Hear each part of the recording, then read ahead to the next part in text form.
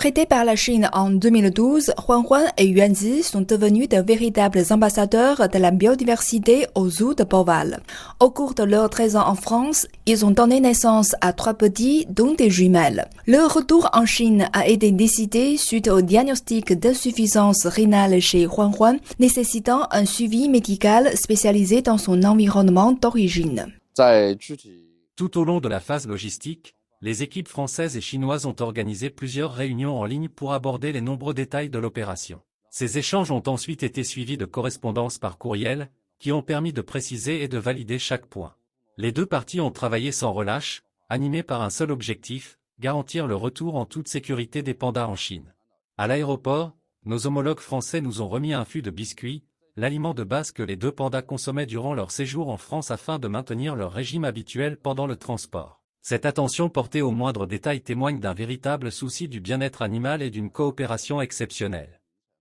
Pendant 13 ans passés en France, ce couple de pandas a été chéri et admiré par le public.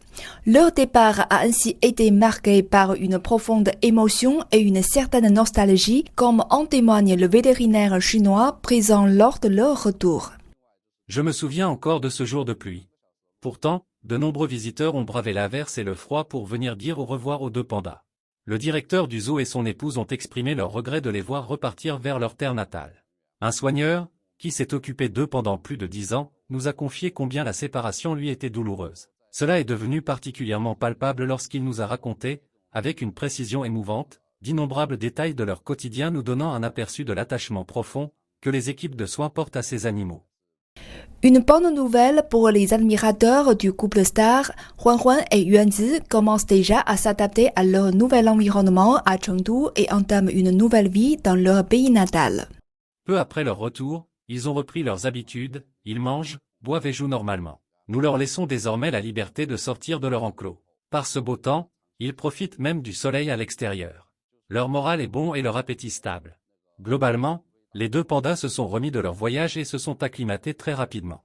En 1869, le missionnaire français Armand David révélait au monde l'existence du panda géant dans les montagnes reculées de Ya'an au Sichuan.